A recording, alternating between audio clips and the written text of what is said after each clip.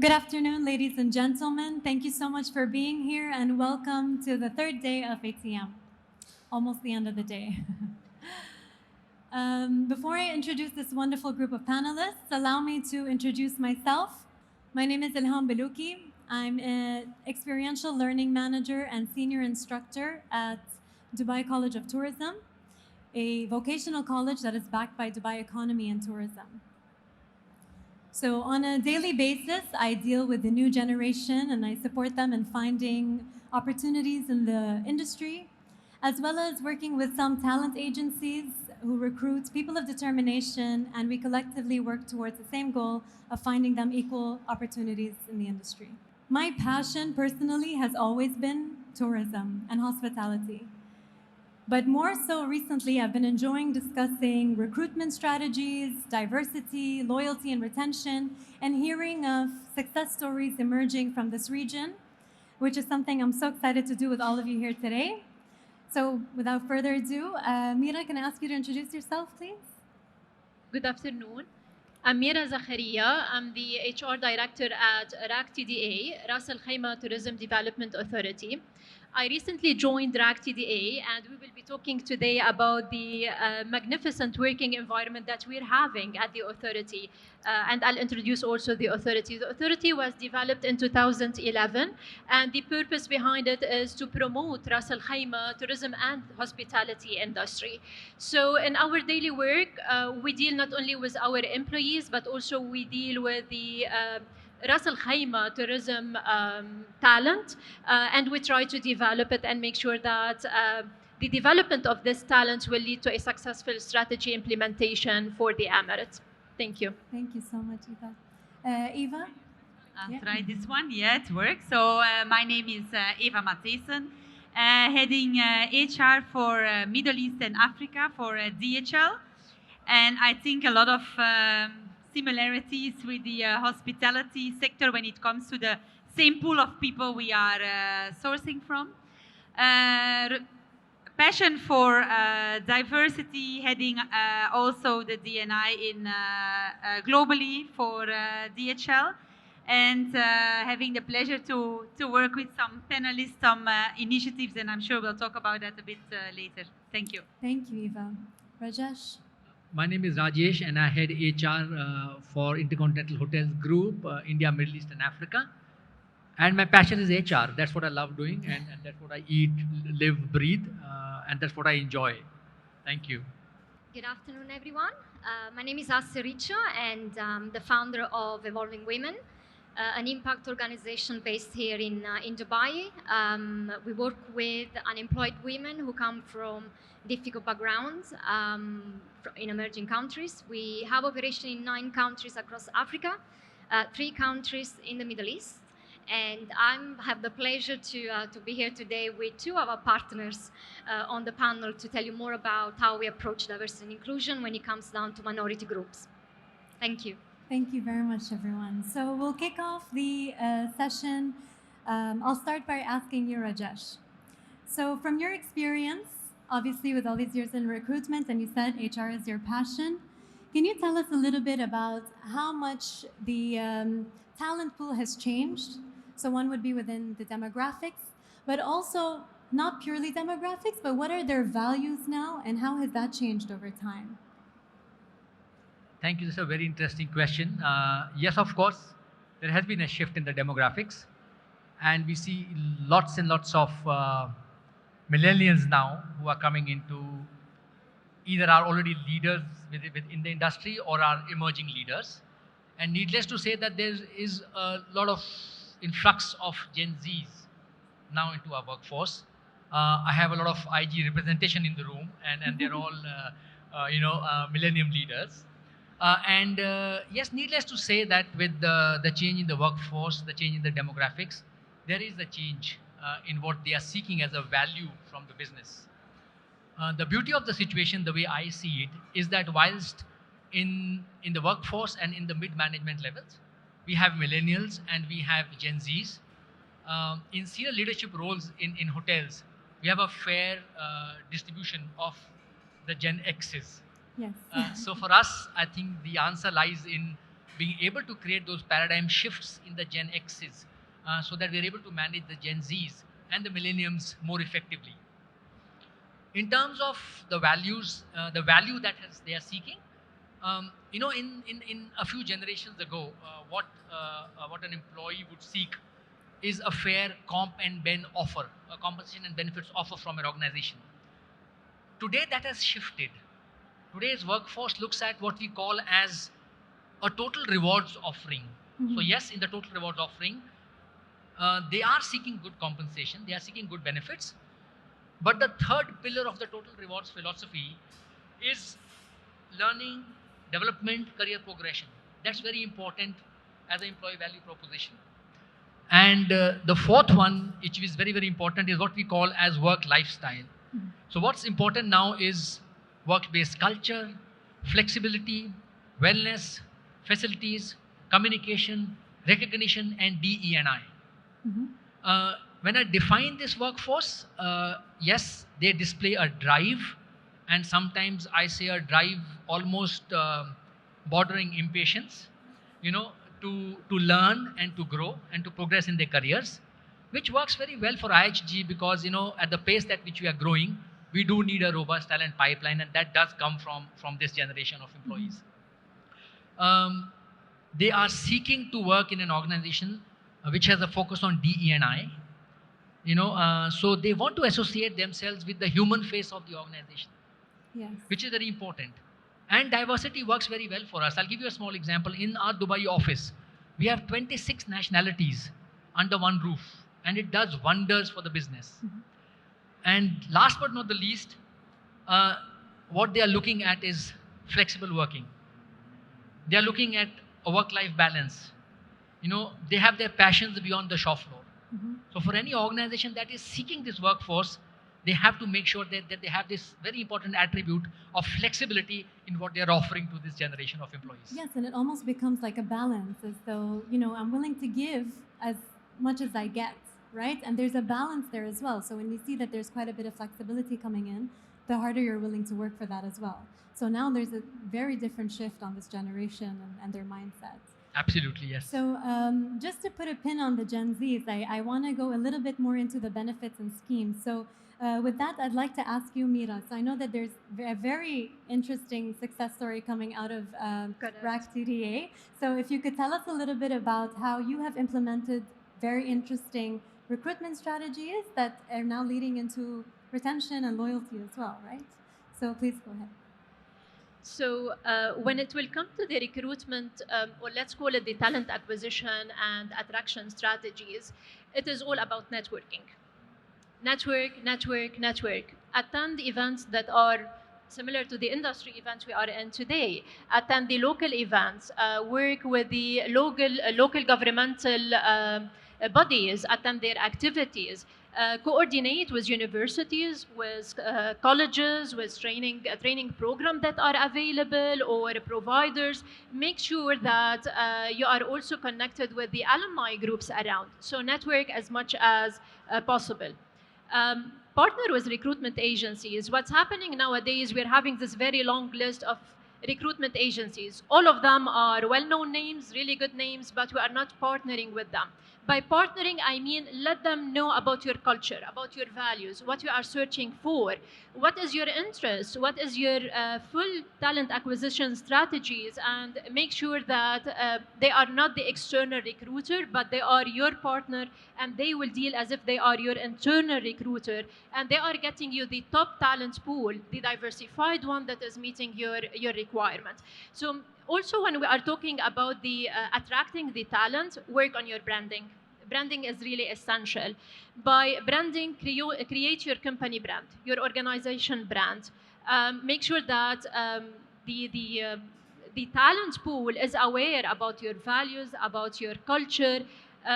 Showcase what you're having, all your activities, what will attract them. Let them know why you are an employer of choice, why it is important for them to join you as an employer of choice, not just because you are having an opening and you are paying well in the market.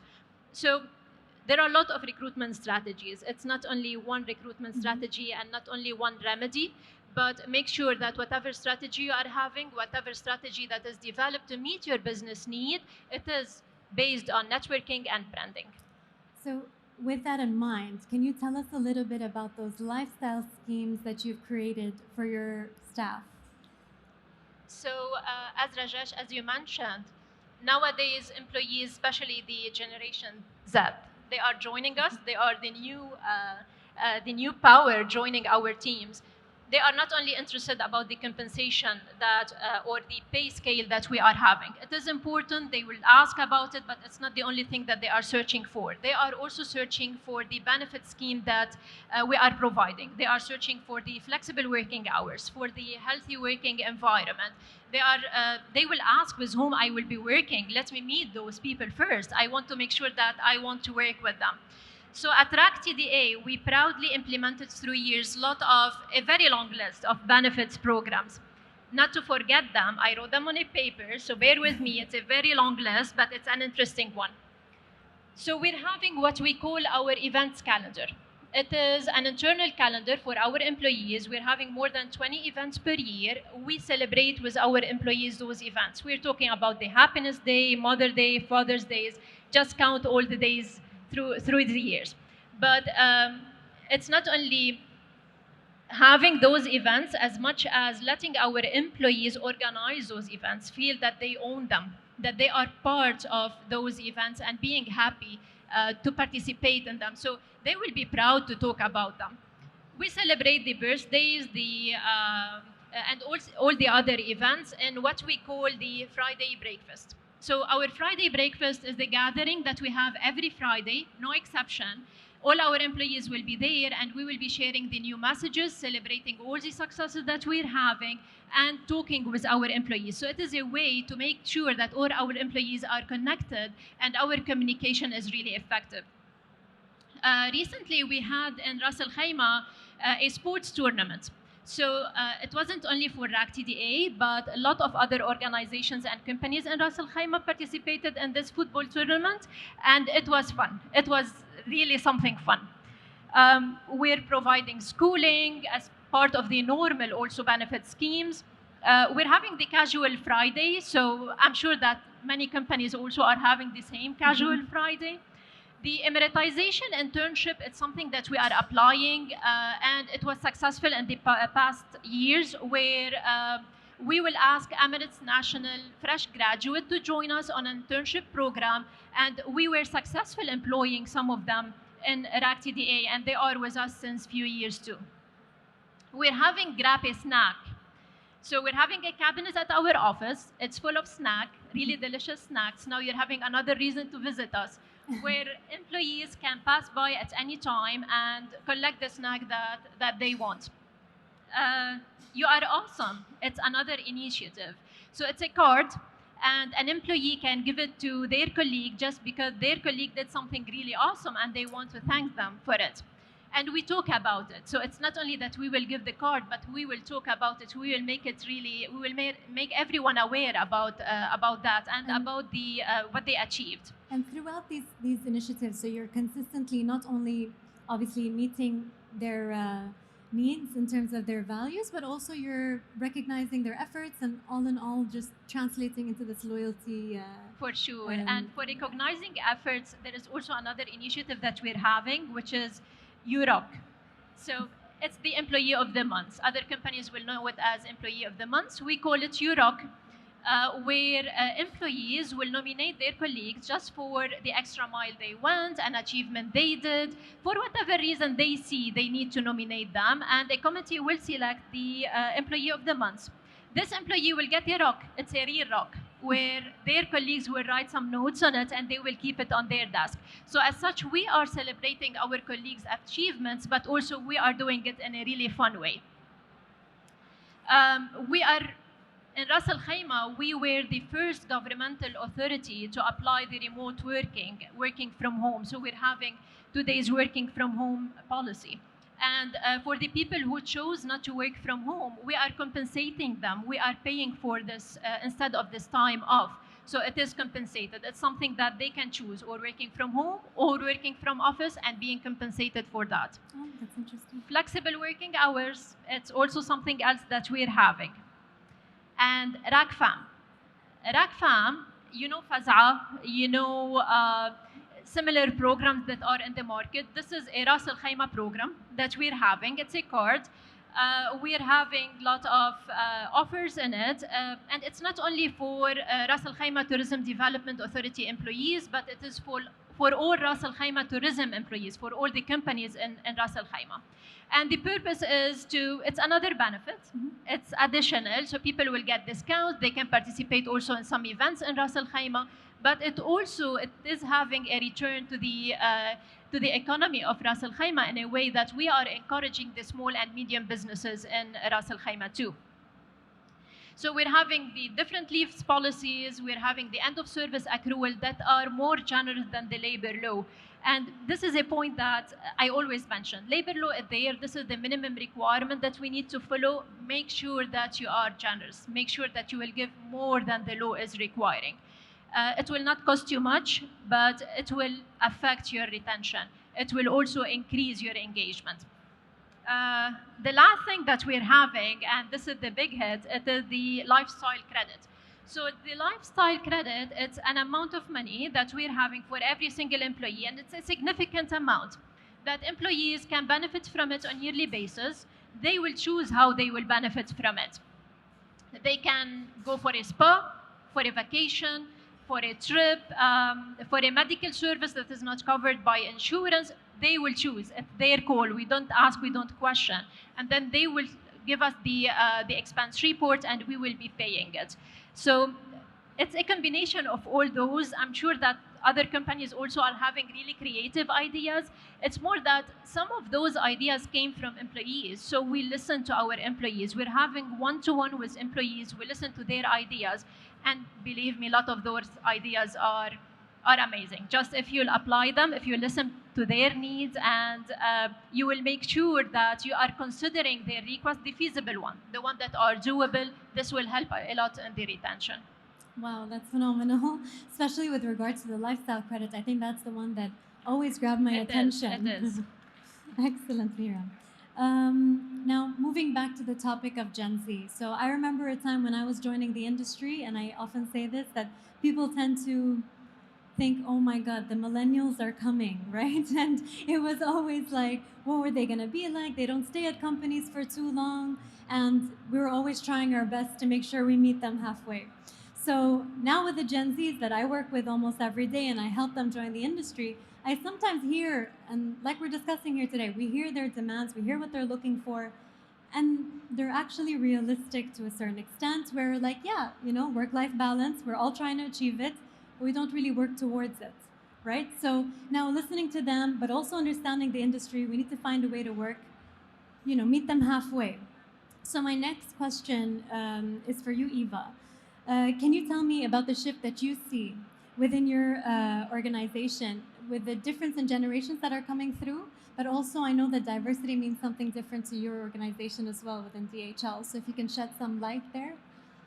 Yeah, so our journey really started with the gender pillar. So it's been 5 years now, and we almost have like in Middle East itself, 40% on the management level is female, which is for our industry not so common.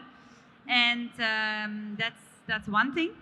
I would say we have a couple of initiatives there that we are doing. So first of all, very important that we recently did together with PwC was the equal pay certification. So it's as well for gender as well as for nationalities. So we really have an external body coming into our organization and really check out our data, has focus groups, has interviews with management, with employees. So I would say it's quite something that you put yourself quite vulnerable outside, right? So it is not a marketing tool because it's a very solid content certification, I have to say. And it's really to also build that culture internally of speak up, and that is really what we find very important in for our employees to feel that we have a safe environment, psychological safe environment where they can share that, and we really encourage that to do so. So that equal certification, we do that here in the UAE. We also kick it off in Saudi. So that is one concrete example that I think we should be proud of, and I'm encouraging other companies to go the same path, because we have to go beyond the top employers and the Great Place to Work certifications, which is still very marketing oriented, right? Yeah. Amazing. So now adding on to what you said about equal salary certification, you have other initiatives as well, of course, like the Women in Leadership and the Refugee Program. Can you share about those initiatives and their impacts globally with your organization?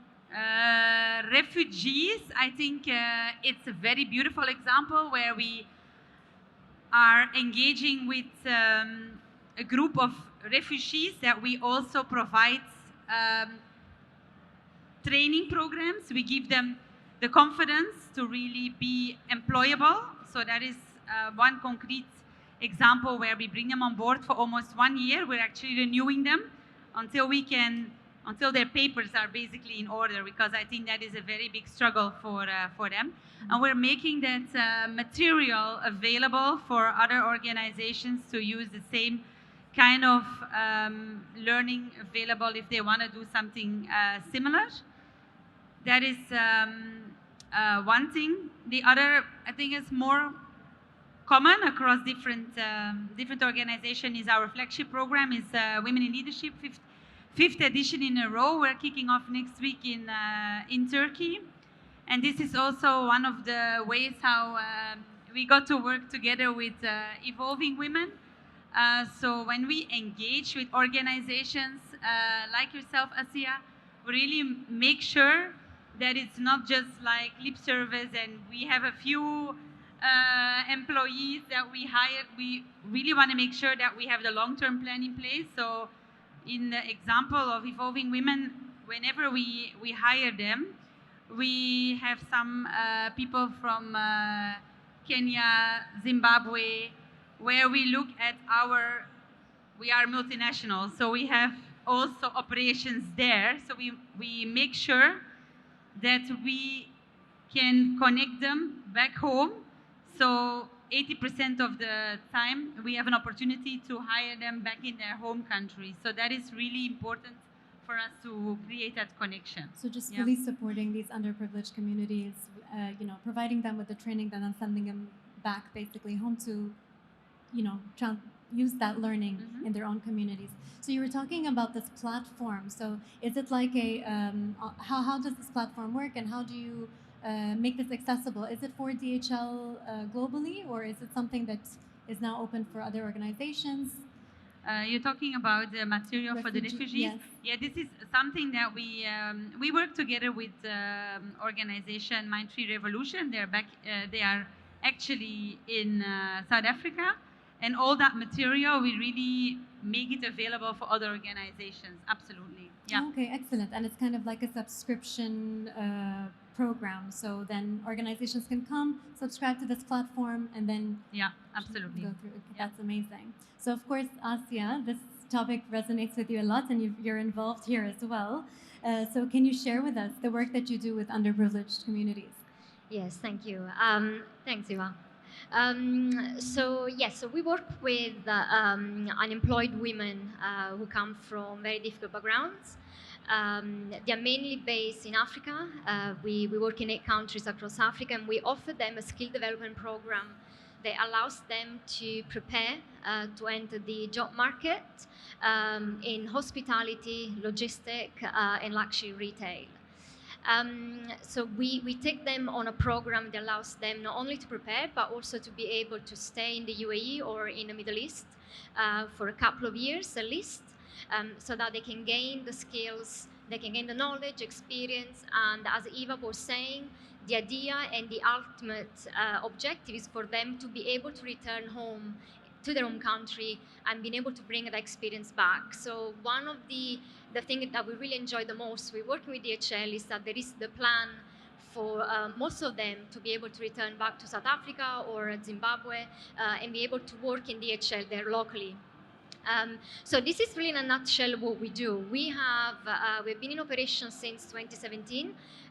We have over 300 partners across the region, and we have placed over 1,000 women. Since then, considering COVID in the middle was a bit of a struggle, but we're very proud that over 1,000 women have been able to benefit from our program. Many of them are still on the program. Some have gone back home. They have moved from being unemployed with very little education to working in a hotel in Dubai for 2 years in F&B, and now they're back home in Ghana as restaurant managers within Accor or Marriott. So we're very, very proud of these stories. Now, diversity and inclusion, it's a really, I mean, I can only talk from my experience working with minority groups. We were talking about this earlier with Elam. How can an organization consider recruiting from, as an example, from our pool of talent? There are lots of challenges, some challenges that we all know. You move to a different country, we are all expats, most of us are expats, so we know we don't like the weather, we don't like the food, too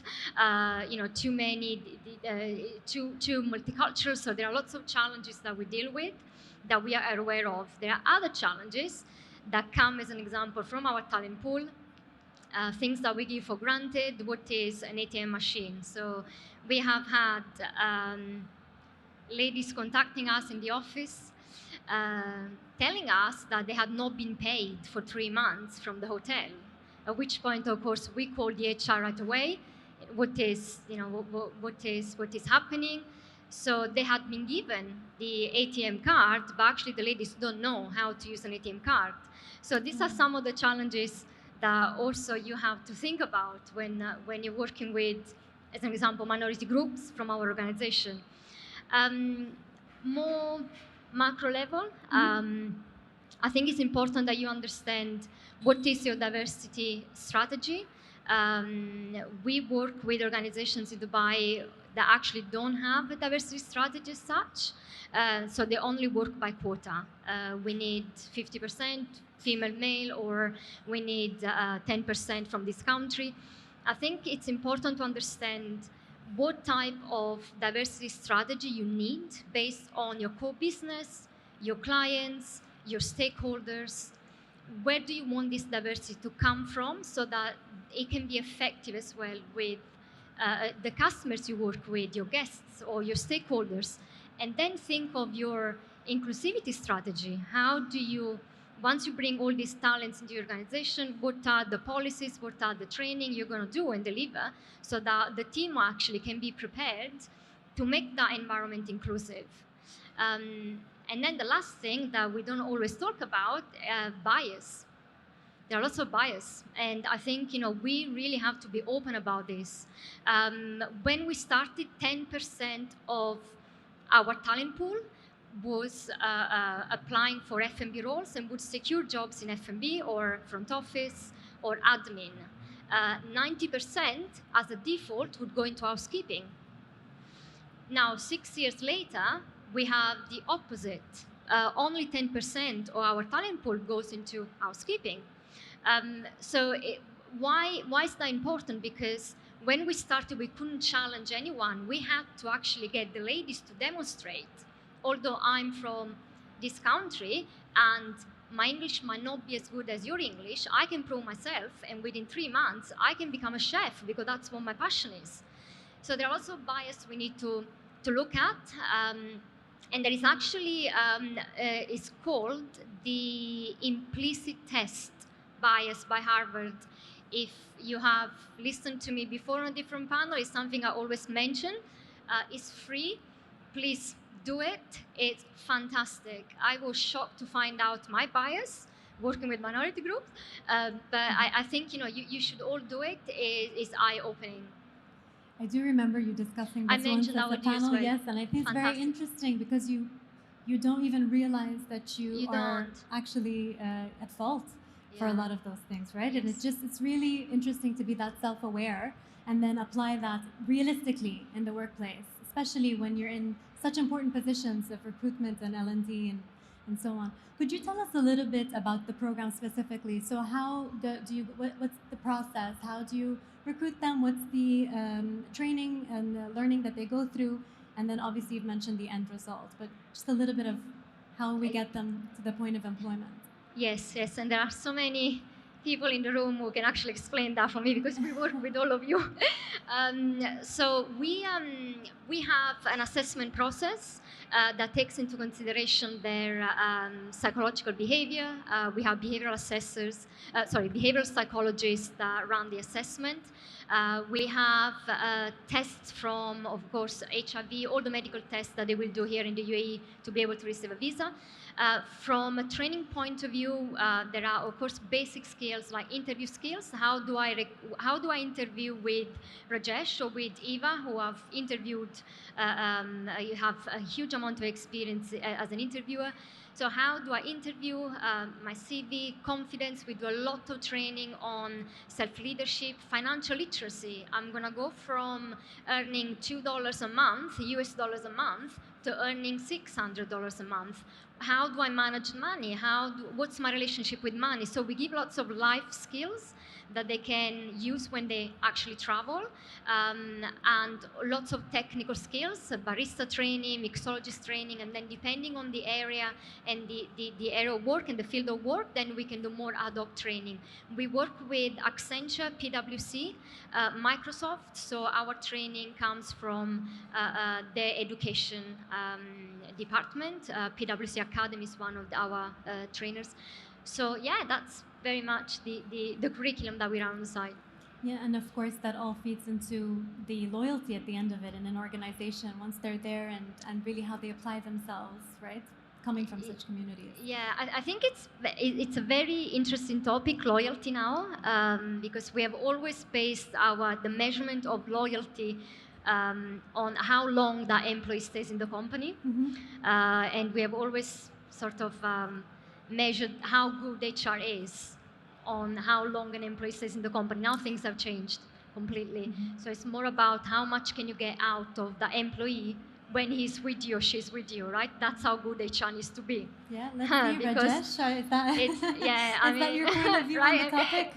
It's not about how long they stay, but how much can you get out of them in Because I terms know of we performance. quickly touched upon that just now before the panel. Yeah, I'd like to touch upon them. I think we keep talking about loyalty. I would like to add another dimension to it. One is loyalty and one is advocacy. Loyalty is how long you stay with the organization. Advocacy is what you talk about the organization. And keeping it very high level, because we've had a lot of initiatives we've already discussed here, I think it all boils down to the employee value proposition. What is the organization's employee value proposition and how does it appeal to that target audience? And in this case, the target audience is the Gen Z. So for us, IG, for example, the employee value proposition is termed as go further together. That's our employee value proposition. And we promise our colleagues 3 rooms, if I can put it in that way. The first room is the room to belong, wherein I give them a culture that is welcoming and that is enabling. The second room is the room to grow. Through that room, I'm able to fulfill their aspirations for learning and growth, personally and professionally. And the third room is the room to make a difference. I empower them to be able to make a difference, not only to the shop floor, but to the communities that they work in. So if my employee value proposition is strong, is attractive, that will obviously enough allow me to have engaged employees, colleagues, stay in the organization longer, which is loyalty, if you want to kind of term it that way, and more importantly, be my advocates, in the job market. Coming down to DE&I, and it's a very, very important subject for us. And Asya, thank you for the work, the support that you give us. So we work with organizations like Evolving Women, CEDRA, I'm Inclusive. In this part of the geography, we work with other organizations in the larger IMEA. But for us, when we say DE&I, we look at it through 3 lenses. And I'll again keep it macro, and now I won't come down to activities and actions. So the one lens is gender diversity. What is it that we can do to have gender diversity? The second lens is what we call as inclusion. What is it that we can do to kind of spread awareness and education and create paradigm shifts, in the minds of the people who drive DE&I. So we have conscious inclusion as an education within IG, and we kind of make sure that everybody goes through that education. The third lens is, how do I work with underrepresented groups? And I'm taking it beyond just working with people of determination, as we call them in certain geographies, or different labeled colleagues, as we call them in certain geographies. Underrepresented groups. Now they could be opportunity disabled people, they could be people of determination, and they could also be underrepresented groups in a manner that in a geography like Saudi Arabia, we are running after nationalization because the locals are underrepresented. Yes. So in UAE now, we are saying we have to follow to Emiratisation because we feel the locals are underrepresented. So D&I had a very different connotation in different geographies. So this is what I wanted to share about the work, top level that we are doing in IG. Coming down to initiatives, yes, of course, in terms of flexible working, of course, that, in terms of, having programs that drive, that help us develop ladies, to get into leadership roles. We have a program called Rise. We have My Wellbeing as an online platform that gives our people access to tools and resources which help them with emotional, physical, mental well-being. So lots of stuff happening, but I think in this forum I'll keep it very top level. Yeah, and that is very much in line also with what we see in Dubai economy and tourism, where we are currently under Dubai Way. For those of you who are familiar with Dubai Way, have an inclusive service, video-based series of lessons to understand the different types of disabilities and how we can welcome them and identify them when they're our guests as well in the hotel. So that obviously is in line with what you just mentioned there. And sorry, I'd like to add one more thing in here. When we look at disability, it's a very, very big field for us. We have at this point in time mastered, I would not say mastered, we do much better in the field of managing speech and hearing disabled colleagues. We are doing very well there. Sorry, Rajesh, can I just ask you to, yes. Yeah, so we are doing well in managing speech and hearing disabled colleagues. We are doing pretty okay in managing orthopedically challenged, disabled colleagues. Yes. We are very far away from working with, visually impaired colleagues. So it's a very vast field. It's a very, very vast field, and each disability is a world in itself.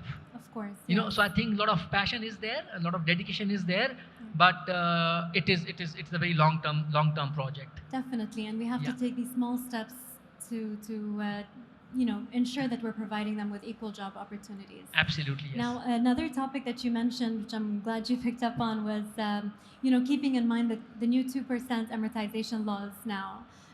But not just Emiratisation, also Saudiization, just nationalization in general, specifically the GCC in relation to the tourism industry, right? So how can we, now maybe a two-part, and anyone could jump in on this as well, but first, how can we become an employer of choice, but also ensure success in our recruitment of nationals? So when you look at nationalization or localization, the way I see it, it is not about ticking a box. It is not a quota. If you have to make your localization, nationalization strategy more holistic and sustainable, you have to have a much larger vision. And if I have a couple of minutes, I can talk about how we approach it. We have a 5-pronged approach. The first prong is creating awareness. A lot of the talent in the market today, especially about my industry, may not have an idea in terms of what is it that hospitality has to offer to us. So I think it's our responsibility and our duty to first educate the masses in terms of what's in it for you, in terms of jobs and careers. Once you've created that awareness, then looking back at the organization, does my organization design have the capacity and the capability to be able to support nationalization? A very small example, in Saudi Arabia, we started off by hiring locals into roles that were very high people touch roles, into HR and training. The moment you had locals in those roles, you had actually brand ambassadors in those roles to boost nationalization. Once the organization is now kind of ready to kind of take on nationalization, then comes your ADR approach in talent, the talent acquisition, talent development, and talent retention. So how robust is your EVP? How robust is your employer brand? and to be able to attract local talent. And thankfully, we have a lot of support from the governments. I mean, NAFIS here is a big support for localization, and so is Tautin in Saudi Arabia. You know, so there are job fairs that the governments do which help us reach out to the right audiences. Yes. You know, so huge government support in that. Once the acquisition has been taken care of, then is the development. So we have certified departmental trainers in our hotels, and their core responsibility is to help develop local talent. Wherever needed, we hire Arabic-speaking managers, Arabic-speaking trainers, because language helps. Yes. Right? And most importantly, when you have done the A and the D part of it, what about talent retention? And that is for our mantra for successes. I did mention about a total rewards approach. So if you have a total rewards approach in your business, that actually helps you attract, develop, and retain local talent. You know, and the proof is the fact that in Saudi Arabia today, we have 40% of our workforce that are locals, which is approximately 1,500 colleagues. Wow. Oman, where Omanization is in the forefront of everything, we have again 40% colleagues who are, you know, Omanis. Yes, I mean, Omanis also have been looking into localization since the 70s. So they have actually been looking at this quite early on, you know, through their development of tourism, but also in general. I mean, you can see it very clearly when you visit Oman, and it's only picking up, for example, in Bahrain. After that, moving on into the UAE, and now moving into Saudi. So it's definitely something that's picking up. And like you said, NAFIS on its own. Do you want to share a little bit about NAFIS and the connection? I think, yes, NAFIS is amazing. You know, it's such a helpful platform for us, because not only does it give me access to local talent, they also subsidize you and help you on your costs, on employee costs. So it's a win-win for all of us. So whenever we need talent, we go into NAFIS. You know, that's a job board for us. We can put in our roles there. We have local talent available there to be hired, and subsidizing, and I have a champion here. I have Chantal sitting in here, who drives a huge amount of Emiratisation in our DFC hotels. And not only NAFIS, you know, there's a program that Chantal and the team run, which is internships for local talent. Yes. So you catch them young, you make them go through those internships, and you make them employment ready. Yes, that's how I got into the industry as well. Oh, lovely. So that's a good one, definitely. Actually, also within Dubai College of Tourism, in our Emiratisation department, we often go out to other universities as well, not only hospitality and tourism colleges, but also other universities, to simply bridge the gap between what UAE nationals understand or what they know from tourism, right? So oftentimes you don't connect the idea that if I want to be an engineer, do I have an opportunity in a hotel? I mean, definitely, right? Or even if I'm studying IT and software engineering, that is also something that has a future in our industry too. So it's a lot of the times, I think it's also bridging that gap, increasing awareness, and just advertising that we are the employer of choice. I mean, it's always been mine, and hopefully we can all advocate for that throughout our careers. So I want to just thank you all so much for your time and sharing your insights across all of these wonderful topics. I wish we could stay on longer, but I would like to open up the stage for any questions that the audience might have. All right, great. Thank you so much, guys. Thank you for your time. And thank you so much. Of course, we can reach us with all of our profiles are obviously available within LinkedIn. If you ever want to discuss recruitment, loyalty, retention, diversity, Emiratisation, we're around to discuss further. Thank you so much. Thank you so much.